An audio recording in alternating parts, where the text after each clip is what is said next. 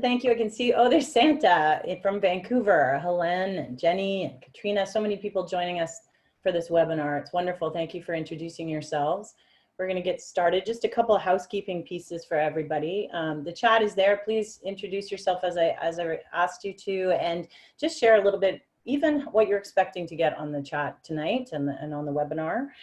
We will have a Q&A section. So if you have a question, please use the Q&A feature at the bottom and ask your questions, because Kamal will be taking some time at the end of this webinar to make sure we answer your questions. So I'm going to get started. It is my absolute pleasure to introduce our webinar speaker tonight, Kamal Basra. Kamal is deeply passionate about creating economic equality by providing education and quality professional investment advice. So Kamal is a certified financial planner. She's a fellow of the Canadian Securities Institute and fully life insurance licensed. In 2009, she co-founded Sophia Financial Group, a full-service advisory firm, and they're focused on providing an inclusive financial planning and investment management platform on Vancouver's West Side. And I can tell you, Kamal is very passionate about helping others to pursue their life goals and giving back to the community. So she creates solid investment and financial planning solutions for women investors and their families to build and maintain a secure financial foundation. And when Kamal's not working, she enjoys mentoring others. She's led the investment club at the University Women's Club. She was on the Women in Leadership Foundation, the Nurse Practitioners of BC Advisory Boards, and she also served on the City of Vancouver Women's Advisory Committee. It's absolutely amazing. So let's get started with our wonderful webinar speaker, Kamal Basra. Hello, everybody. I'm Kamal, and I am thrilled to welcome you to the launch of our virtual Sophia Wealth Academy. As many of you know, in the past, my amazing business partner, Tracy Themes, and I have held full days of teaching in person at various different venues around the city, with most recently having our 10th annual Sophia Wealth Academy at UBC, which was attended by over 300 people. Wealth Academy is an opportunity for us to bring in high quality speakers that can provide information on wide-ranging topics, from managing your finances to wellness and health to negotiation skills and even overcoming fear. In the current environment, we've had to modify our offerings a little bit, and so are going to begin to do more virtual online offerings. Today is the first of our fall lineup, and I'm pleased to speak to you about our topic, making the pension decision. Welcome, everybody. And before we begin the presentation, I'd like to do a brief poll to help me understand where each of you are in your retirement planning, and also to make this webinar interactive. So the question that I'm posing is, how close are you, or how far are you from retiring? Do you plan to retire this year? Do you plan to retire within 1 to 2 years, or within 3 to 5? Or is retirement more than 5 years away? And you can also say, if I don't have a set timeline planned as well. So if you can find your voting buttons and make a choice, that would be wonderful, and we'll broadcast the results.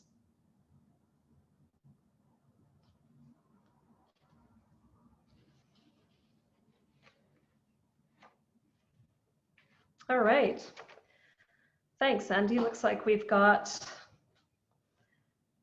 the largest majority don't have a set timeline planned. So I love that, because that means you're in planning mode and we have lots of time to help you get there. And about 24% of you said that retirement is about 5 years away. 20%, or 5 of you, said you plan to retire within 3 to 5 years. And another 20% said over the next year or so, next year or two. So thank you for doing that. I'm gonna close this off. There we go. All right. How do you make the pension decision? When is the right time? I often hear stories like, well, everybody at my workplace is retiring, or, you know, my sister is telling me that I should retire now. And the reasoning behind thinking about retirement and when is the right time is going to be a very, very personal one. Some of the reasons that I hear here in my office is mental well-being. And so I've heard phrases like, if I have to work another year, I'm going to die. Like, I am mentally and physically exhausted. Another example that I've seen is if the work involves physical work. And so sometimes people develop carpal tunnel syndrome, or they develop back problems. And so they're just finding as every single year goes by that they're just not able to perform their duties well. So that's when they start to consider retirement.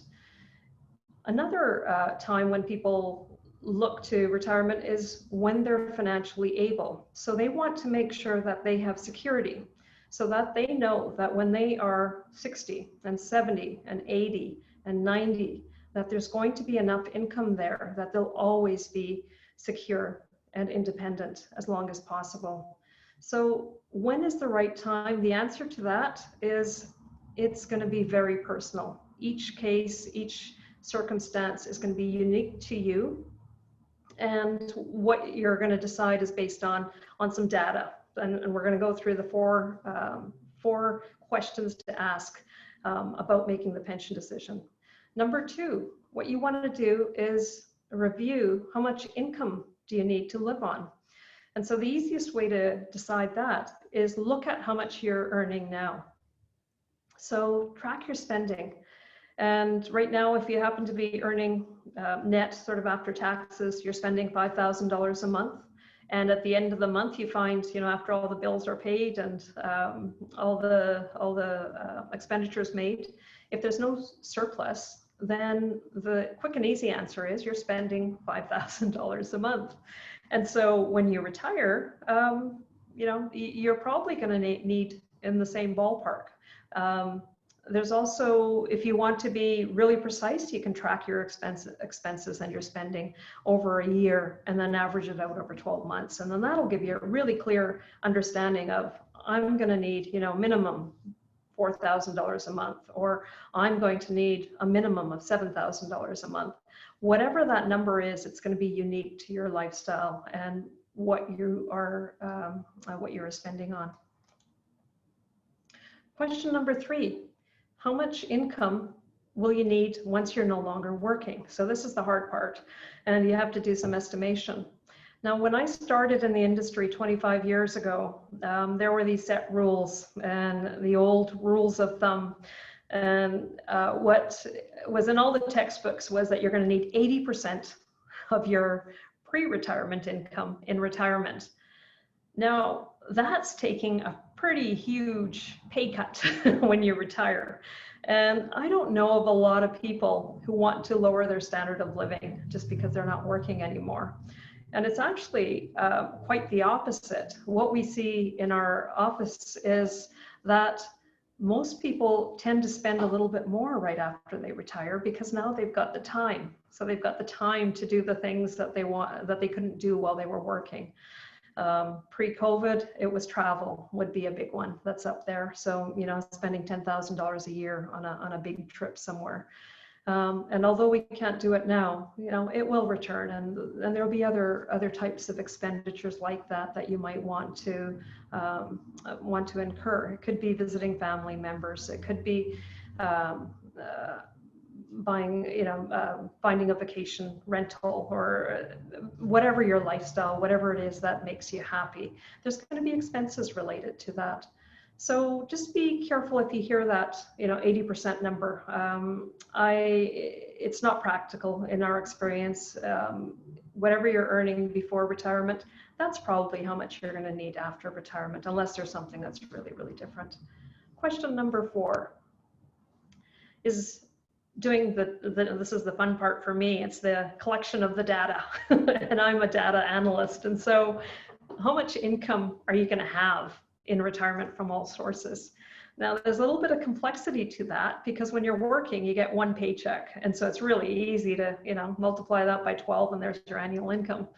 Now, after retirement, you're not going to get one paycheck. You're actually going to get multiple paychecks. And the monthly income is going to be, it could be from your, if you have a company pension plan, so a work pension plan, like if you happen to be a teacher or in the nursing profession, it could be a government pension plan. It could be even private companies, public companies have pension plans. So Air Canada, big firms like that also have pension plans. So you need to find out what are you eligible for. So how much would you get if you're retired at 55, 60, 65? The other ones that are easy to determine are the Canada Pension Plan and Old Age Security. Those are government based. And those are pretty standard. You can find that out by calling CRA and calling the Canada Pension Plan Department. And they'll actually send you a statement that'll show exactly what your contributions were for Canada Pension Plan. And based on those contributions and, you know, some assumptions that if you still work for 5 years, this is what your contributions would be. And this is what your eligibility would be. This would be your monthly income at age 60, at age 65, at age 70. So that can be very easily determined. Old age security is another government pension, and that one is not based on contributions. It's purely based on your residency in Canada. So if you've lived in Canada for 40 years, you're eligible, everybody's eligible for the same amount, which is about $600 a month right now. So those numbers, it's just a matter of calling and from your work, your defined benefit plan, call up your pension department and say, I'd like a statement that shows me what my benefit will be at, you know, at my future ages. The one that's a little bit more complicated is your investment accounts. So apart from those three types of pensions, most people have some savings or some investments. So it could be a tax-free savings account. It could be an RRSP. It could be a non-registered account. And so what's needed there is to convert the market value that you see on your statements and to convert it into income, to decide, to figure out how much income is possible from the age at which you want to retire at for the rest of your life, because we want that account, we want that income stream to continue. And what we do when we do our income projections, we use age 95 just to make sure that you're not going to outlive your money. So from the investment accounts, we have to do some calculations based on market value, based on what are you invested in? And so what's the asset allocation? Are you invested in all term deposits? And if that's the case, then, you know, in the current interest rate environment, you're earning about 1%, if you're lucky, 1 to 2% per year. We factor in that growth rate, and then we factor in when you start withdrawing money. So if you want to retire at 65, then we'll plug in that date and then calculate from age 65 to 95 how much income is possible. And then that's the number that you need. So we can plug that in along with your work pension plan and your Canada pension and old age security. And we put it all on an Excel spreadsheet, and then you just total it up and say, okay, you know, from all of those things, I now am able to, based on that information, I'm able to have $6,000 a month at age 65. And, you know, either that's enough or it's not enough. And then you can make some decisions. I wanted to give an example, and I've listed that on the slide, how we do that calculation. So, for example, if you're 55 years old now and you have saved up $400,000 in investments, and if they're growing at about 5.5% rate of return, average per year, averaged over 10 years, we still want to factor in about 2% inflation, because you're going to need to increase your income because of the cost of living as it increases, constantly increasing, and it's usually around 2%. And so based on $400,000 growing at 5.5%, the account would be able to produce an income stream of about $30,000 from age 65 to 95. So that's a significant piece of the pie. That'll be a significant piece of the puzzle in order to determine whether you've got enough income or not. Interestingly enough, I ran the same calculation, $400,000, and plugged in 1% rate of growth and 2% inflation. And what that changes the income for 30 years from 65 to 95, it changes it, drops it down to $10,000 a year. So when we're looking at investments, it's really important to review what you're invested in, what are your rates of return, what are the expected rates of return going forward. And that's where you'll need to work with a financial advisor to help you determine that piece. It's a little bit more difficult to figure out yourself. All right, let's do another poll. We're talking about Canada pension plans. So Sandy, would you mind putting up the poll? There we go. Thank you. No, that was the first one. I think we already did that one. There we go. Perfect. Thanks so much. So what do you think is the best age to begin your Canada pension plan? So first choice is as soon as possible. So at 60 years of age. Second one is at age 65. And the third category answer is wait until you're age 70. So I'll give you a few seconds to vote, and then we'll see what the results are. And this is always curious because when people come in to see me, they've got their mind made up already as to when they think CPP should be, when they should start it. All right, so almost half said at age 65, and the rest of it is pretty well split between early at 60 and about 30% wait until age 70. Perfect, thank you very much. All right. There we go. All right, so let's dig into CPP and old age security and how it works and why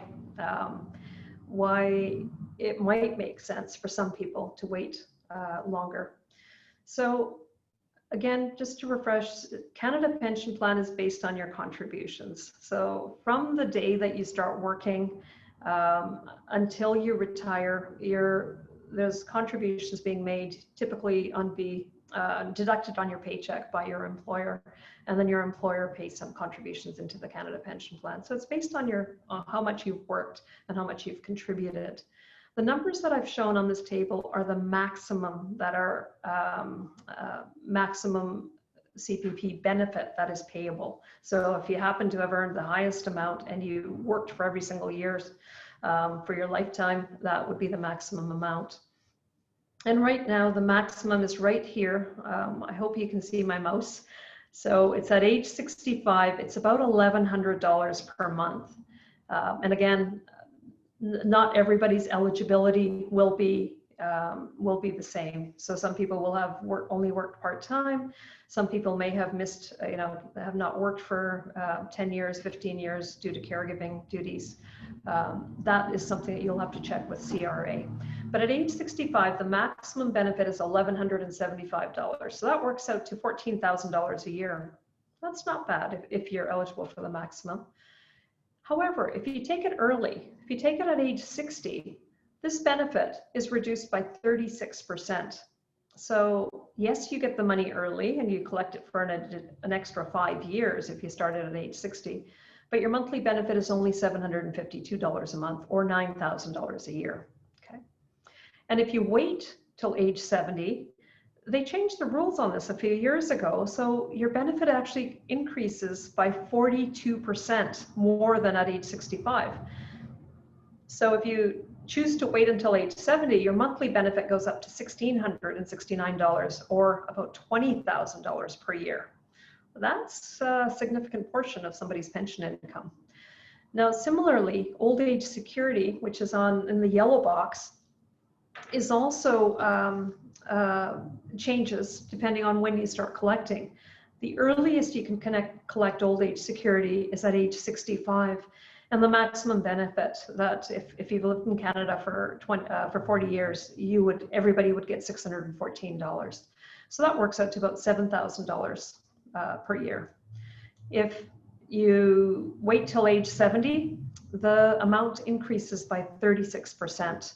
So your monthly payment then becomes $826, excuse me, and increases to $9,900 per year.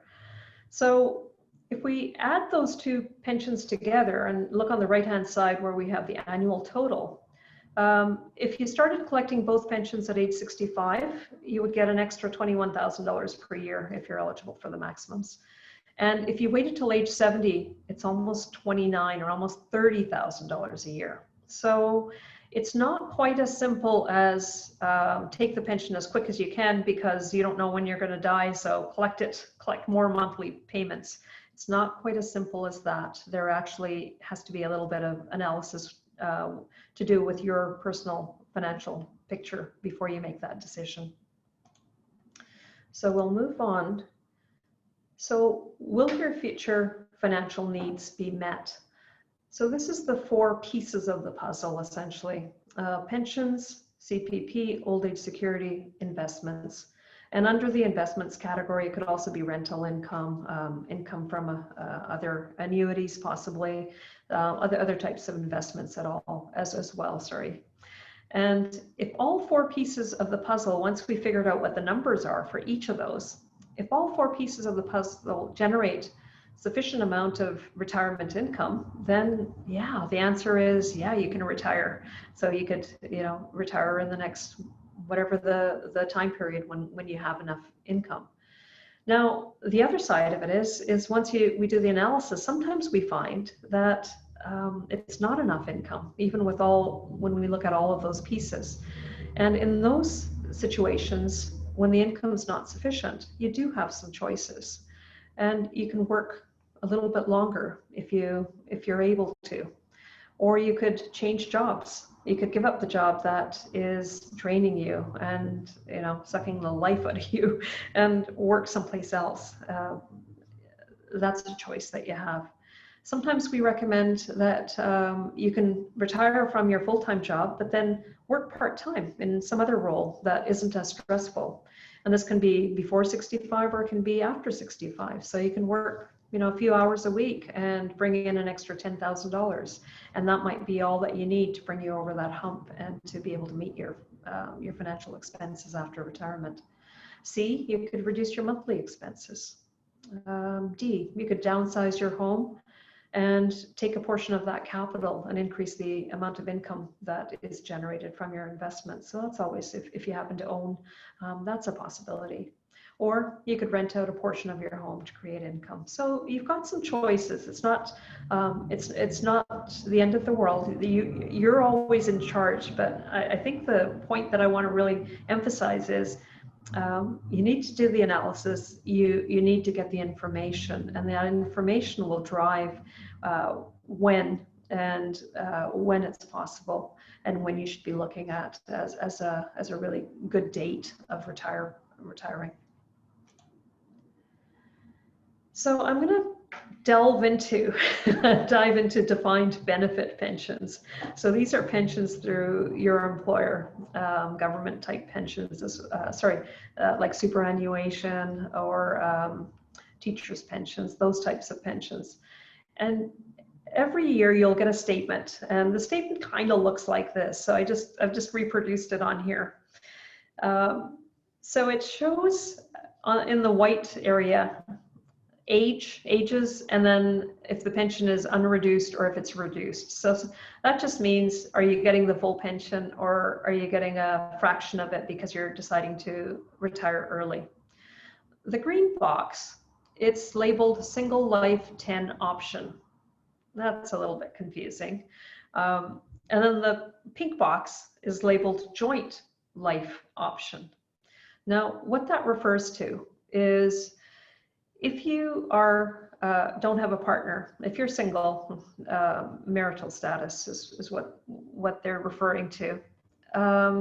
Your pension benefit is slightly higher. And so if you look at the first number at age 56, this person was eligible for $1,900 a month. If they wait till age 60, they're eligible for $2,300 a month. If they wait till age 65, they're eligible for $2,400 a month. And if we look over here, the joint life option, that refers to people who have a spouse. And so if you have a spouse, then unless you have the spouse sign a form that basically says, I waive my right to this pension, the spouse is entitled to a portion of your pension if you were to die. And this is called survivorship or survivor option. And so in this case, if you have a partner, you would be looking at the pink box numbers. So you would, at age 56, you'd be eligible for a benefit of $1,600. At age 60, it would be $1,900. And at age 65, it would be $1,988. So that's what single life means and joint life means. The 10, single life 10 option, they have guarantee periods. So if you're single and you start collecting your pension, the pension is guaranteed for the rest of your life, for your lifetime.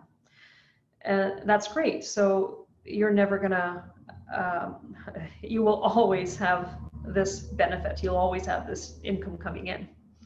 However, if you start collecting the pension and a month from now you die, that pension just stops. It doesn't get paid out to anybody. There's no cash value. Your monthly amount just stops. So what the single life 10 option, the number 10 refers to, is that it's a 10-year guaranteed.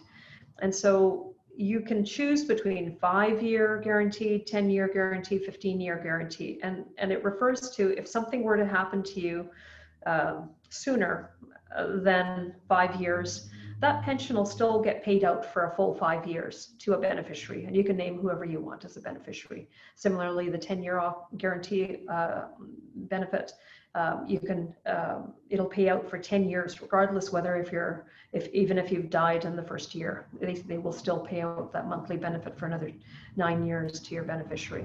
So that's only available for single life. So if you're single, and if you're married, you would have to take the joint life option, which means that if you were to die, your spouse would get some portion of that pension. So typically it's 50% or 60% of your pension value.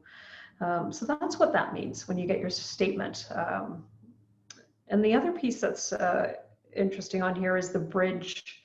There's always a bridge benefit.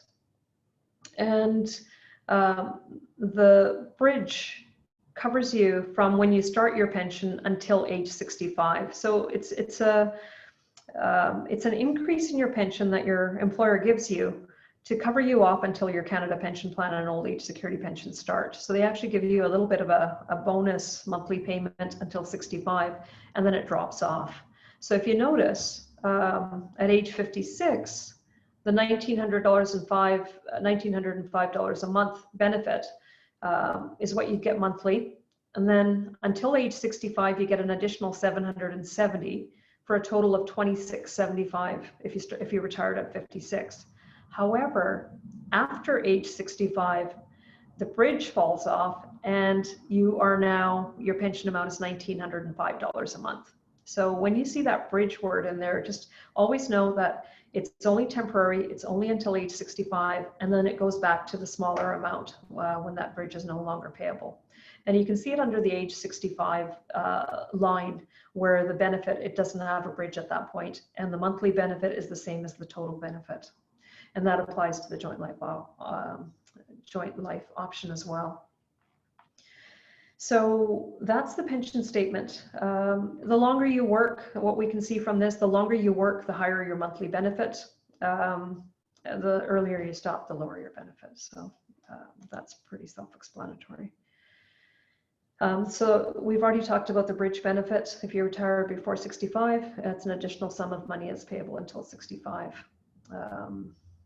And so this complexity of changing amounts between, let's say, 56 and 65 or even 70. So when you do your analysis, we need to know exactly which ones are going to drop, which ones are going to increase, which ones are going to stay the same, and then take that into account over that 10-year period. So we make sure that we can plan for your income. And so financial planning becomes really, really key in order to make a successful pension decision. The other piece of it is once you make a choice on those single life guarantee, for example, or the joint life, or even at an age, if you decide, at age 60, or I'm going to retire, if you make that decision and you sign the forms, that decision is irrevocable.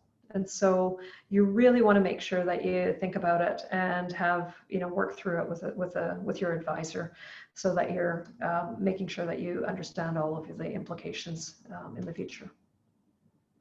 So here's an example. So I just wanted to show the combination of the government pensions with the defined benefit pension. So let's say Suki earns $80,000 a year. That works out to about $5,000 a month net, so that's after taxes. So her choices are that if she retires at age 55, she gets a monthly benefit of $2,200 from her work. There's a bridge benefit of $500. And at age 55, she's not eligible for CPP and old age security because she's still too young. So underneath here, I've got retire at 55. Her income would be $2,700 up to age 65. And then it's reduced because the bridge falls off. And then at 65, she's eligible for the 1175 and 613 for CPP and old age. So her total income going forward, if she retired at 55, would be $3,900 from 65 onwards. If she retired at 60, she's going to get $3,000 a month from her pension. She's going to get $600 bridge benefit, no CPP and old age security. So that's not going to happen until 65, let's assume. So her pension goes from $3,600 a month at age 60 and then drops to $3,000. But then with her CPP and old age security, her total pension becomes total income, becomes $4,700 a month for the rest of her life. If she waits to retire at 65, her pension from work is now $3,800 a month, and she still collects the same $1,788 for CPP and old age security. So now her lifetime pension becomes $5,500 per month. And that's pretty good because all three of those pensions are guaranteed, and they are CPP and old age security are definitely indexed. The company ones are usually indexed to some fraction of CPI or consumer price index. So there is some inflation protection in there too. So that would be nice. But there's also an option. If she retired at 65, she could take the $3,800 a month of her work pension and hold off on taking the old age security and CPP.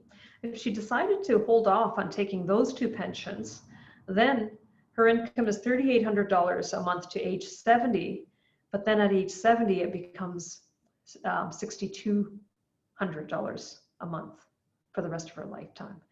So when you start the pension has pretty large implications for how much income and what your life, what your lifestyle is going to look like for many years to come. So this example doesn't include any income from investments. And so when we're doing that planning, what we do is we'll typically do a Excel spreadsheet like this, showing the amounts that we know that, based off statements. And then we'll do income projections on the investment accounts to see how much additional income is possible. And we can strategically use that investment income in some cases to take more from the investments between age 65 and 70 to cover off the lack of a CPP and old age pension benefit. And then when age 70 hits, you get a higher CPP and old age security, then we can reduce the amount of income that we take from the investments. So there's some coordination that is possible, where we can just maximize the amount that's guaranteed, and then the variable one is going to be how much income is possible from the investments. All right. Another option that's available for defined benefit pensions is when you leave a company, they give you two options. One is that you can collect the monthly benefit at your retirement age. And the second option is that you can take out a commuted value of that pension, which is a lump sum. And they allow you to take that out and self-manage it. And so there are a few circumstances where it might be appropriate to self-manage. And I've recommended this to a few clients where the rates of return that they had incorporated into the company pension plan were really low. It was like 2%. And if they were to invest it and self-manage it, we could get, easily 4 to 5 to 6%. And so the income that's possible from the same pool of money is actually much higher than what the defined benefit was. So when it's appropriate is after the financial analysis. If it's determined that you can get a larger monthly income than what they're willing to offer you as the defined benefit amount that's guaranteed. And the second time it might be appropriate, second place, is that if the company's pension plan is not well funded, and I've come across this a few times over the last 5 years. There were several companies where their pension plan was only 55% funded. And so what that told me was that they don't have enough money in that plan to continue making those pension payments into the future. So there's some risk involved in terms of that guarantee. It might not be a good guarantee.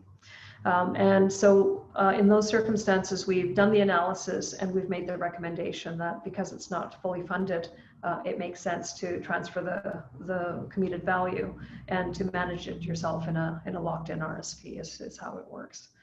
So that's self-managing the pension. Now, managing, monitoring, coordinating income streams and tax management. So once you've figured out, once you've received all the data, then multiple decisions need to be made, as you can sort of see from what we've discussed. When do you start the company pension? When do you start the CPP and old age security? And when and how much do you start to withdraw from your investments so that they don't become depleted? This is where you need really sound, independent financial planning advice. This is where you need the information so that you can make the right pension decision that's right for you. And because the choices are irreversible, you want to make sure you're looking at all of the facts and all of the scenarios, and then choosing the one that is in your best interest. When you're working and you get a paycheck, the appropriate amount of taxes are withheld at source. So tax management becomes an issue. When you're taking pensions and then also withdrawing from your investments, your income is now coming from 3, 4, maybe 5 sources. And so each of the sources doesn't know how much additional income you're getting from the other sources. So there's some planning involved there. You need to know what your total income will be for the year, and then work with your advisor to figure out, I should probably withhold 20% in taxes, prepaid taxes, or 30% in order so that you don't end up with a huge tax bill or a large amount of taxes owing at the end of the year. So again, some tax planning is involved as well. So here's the steps, the pension decision action plan. How do you get started? What do you need to do? Number 1, collect all your pension statements from work. So contact your pension department, get them to send you a statement, contact CPP, get them to send you a statement, and then do an inventory of all your your investments, and do a net worth statement. So just list them all off on an Excel spreadsheet and come to a total of this is how much I have. Secondly, figure out how much income you're going to need. That's really key, because if you don't know how much you're going to need, then all the numbers that you get in part 1, it's going to be meaningless. So you need context. You have to have a goal of, okay, I'm going to need about 4,000 a month or 7,000 a month or whatever that number is based on your what you spend things on. Have a financial advisor run the numbers. This is really, really important, and show you how much income is possible at different ages. So this is really key, and it's easy to do. It's not difficult, but it just needs to be done. And unfortunately, I've seen a lot of people who sort of make pension decisions outside of that without having that full story of where can I get additional income. And so once you have all that data in hand, then you're able to make your personal pension decision of, should I wait 5 years? Should I wait 10 years? Should I keep working? Do I have enough? The biggest question that people bring into me is, will I have enough? Am I going to be okay? And especially for women, it's not only will I have am I going to be okay now? The question is much deeper and much longer than that. It's over the duration of your lifetime. Is, am I going to be okay when I'm 85, when I'm 95? And am I going to have enough to live independently and make choices about my own life and not be dependent on anybody? So this is part of that pension decision of when you pull the trigger, when you make that choice. We got to look ahead, 30 years, 30, 40 years ahead in order to make sure, work backwards and make sure that the decision you're making now is going to be the same healthy decision for that 95-year-old in the future, and that she's going to have enough, and she's going to be safe, and she's going to be independent. So that's, I'm looking at the time, so I could go into a lot more detail and stuff, but I think I'm going to leave it there, and we'll take some questions. Excellent. Thank you so much, Kamal. We've got a flurry of questions here, so I'll just jump right in. This one's from Jocelyn. She's asking what happens to a pension in the case of a divorce.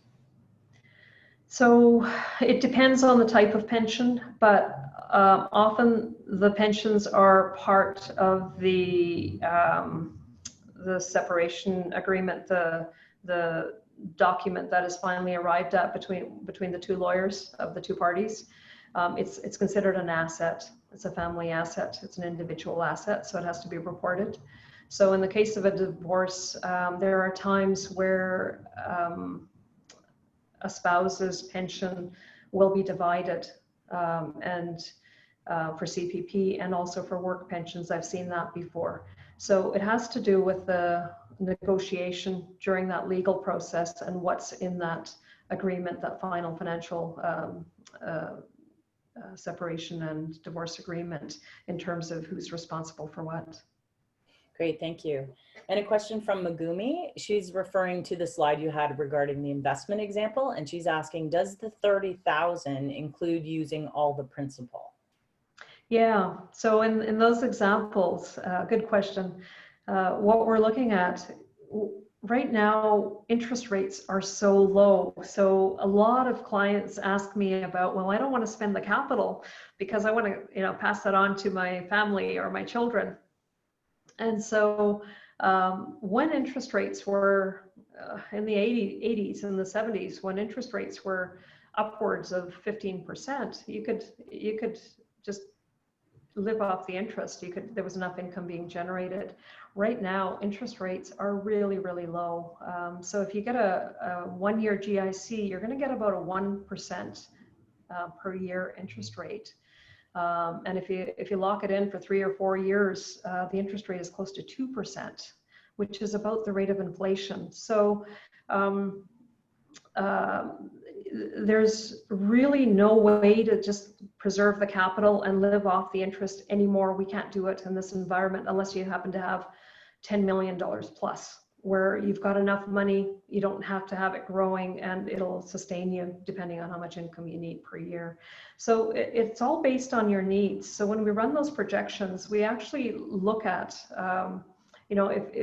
if your accounts can provide you with more than you need, then we can taper down the asset allocation and put you in sort of more bonds and less stocks, so that you have less volatility.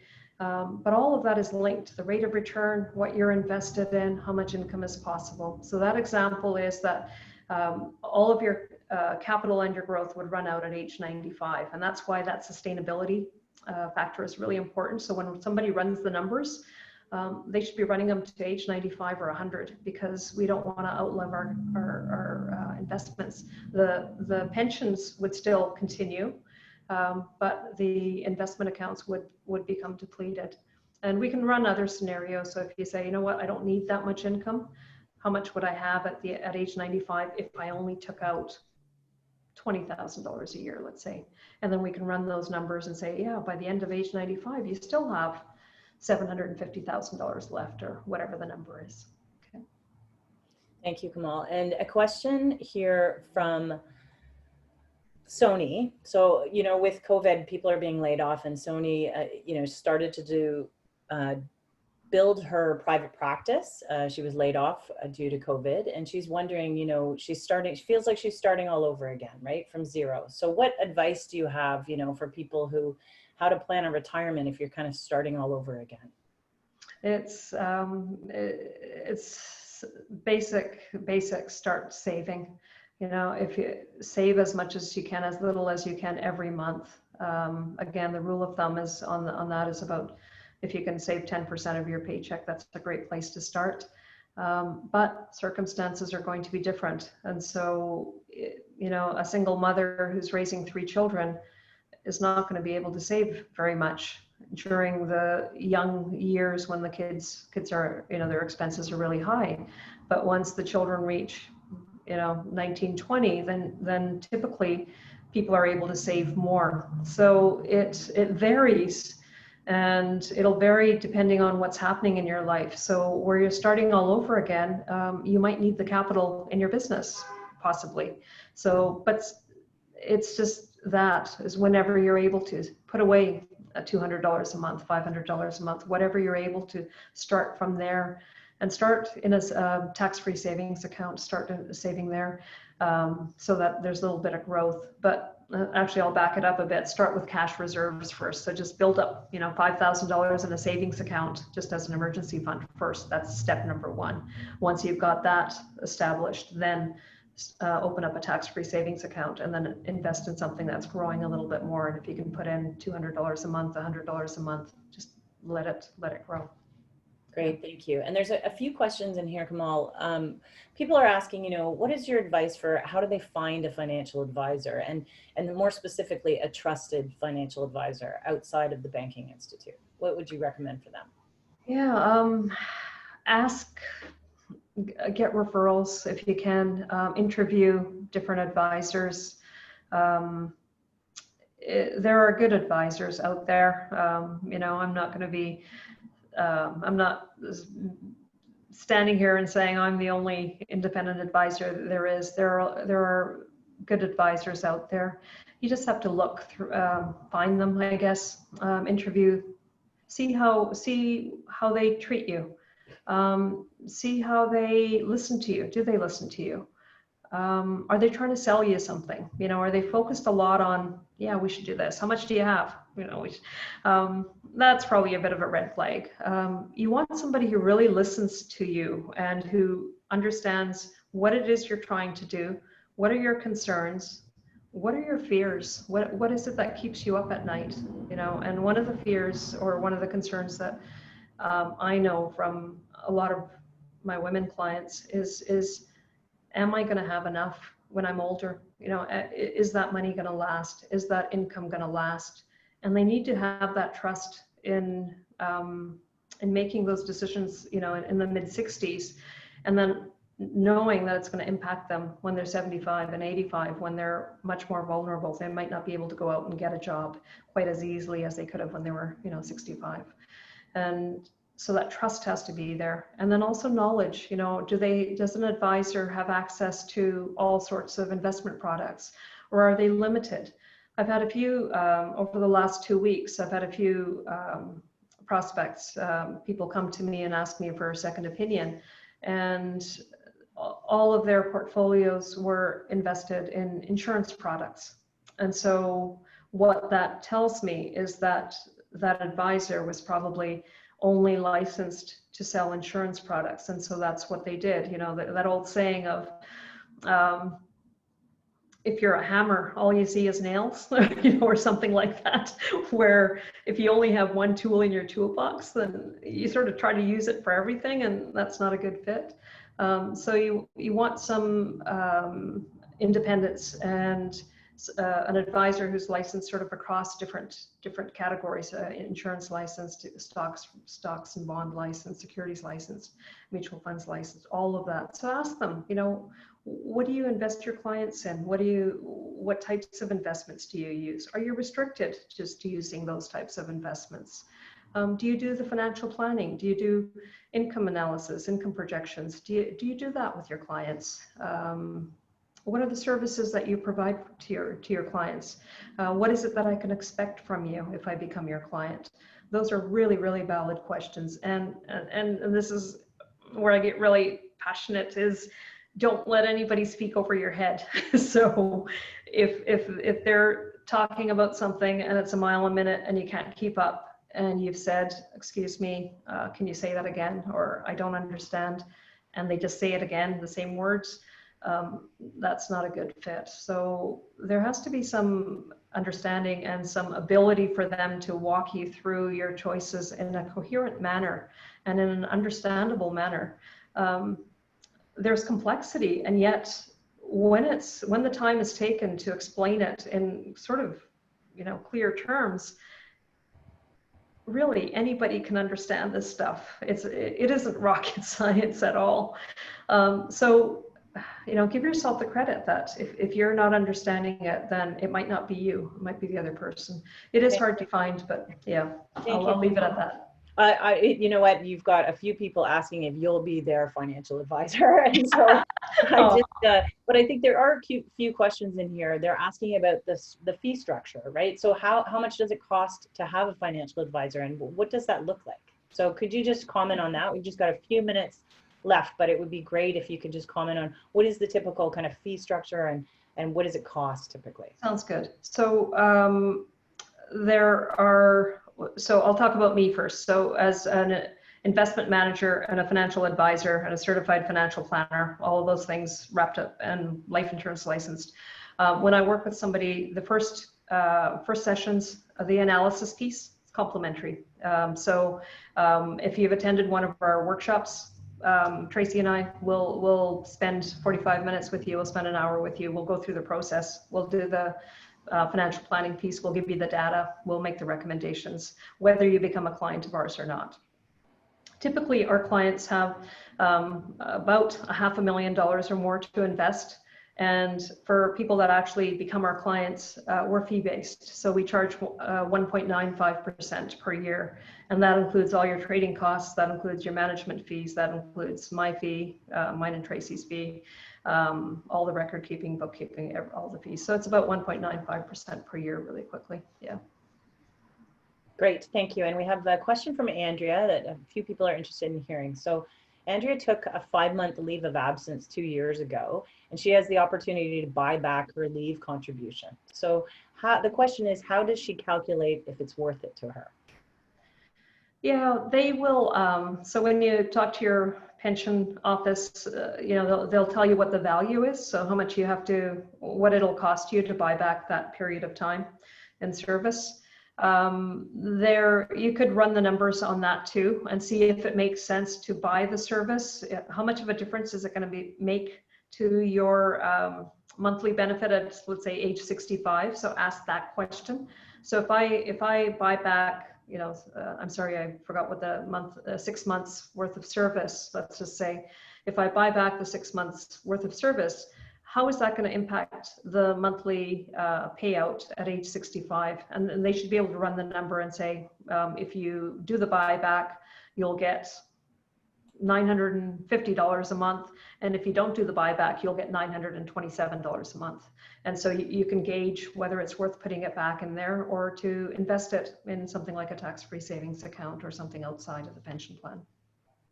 Excellent, thank you. So I think that's going to end the Q&A section. The question was if we will be sharing the presentation, and we will be sharing the recording with everybody that's attended. They found it very informative. So Kamal, I'll leave it to you to end. Yeah, thank you very much. Thank you everybody for attending and for participating and for your wonderful questions. This is the first of many, and I'm sure we'll be doing more of these. I put up the next Wealth Academy webinar that we're doing. It's called Negotiations for the Lovers, Not the Fighters, and it's on September the 29th. We have a speaker, Carrie Gallant, who's a negotiation expert. She's amazing. And I would also like to remind people that they can see all of our upcoming events and all of the webinars through to the end of the year at sophiawealthacademy.com/events. And if you have family or friends who you think might be interested, please feel free to send them forward our listing, our newsletter of listing of seminars, and it's open to everybody. So check out our website. And thank you tonight for everybody for attending. Goodbye for now.